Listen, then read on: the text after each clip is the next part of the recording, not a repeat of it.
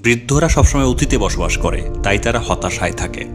যুবকেরা সবসময় ভবিষ্যতে বসবাস করে, তাই তারা দুশ্চিন্তায় থাকে।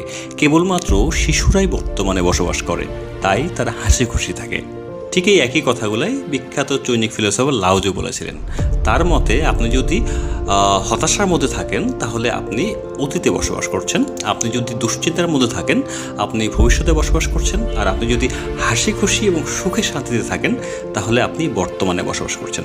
তো আমরা বা আমাদের সমাজের বেশিরভাগ মানুষই হয় অতীতে না হয় ভবিষ্যতে বসবাস করছে, বর্তমানে কেউ বসবাস করছে না। দেখেন, লাইফ ইজ বিউটিফুল, অলওয়েজ সে আলহামদুলিল্লাহ। আপনি যে বেঁচে আছেন, আপনি যে সুস্থ আছেন, এটাই সবচেয়ে বড় কিছু।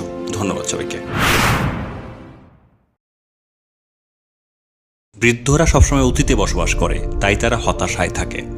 যুবকেরা সবসময় ভবিষ্যতে বসবাস করে, তাই তারা দুশ্চিন্তায় থাকে। কেবলমাত্র শিশুরাই বর্তমানে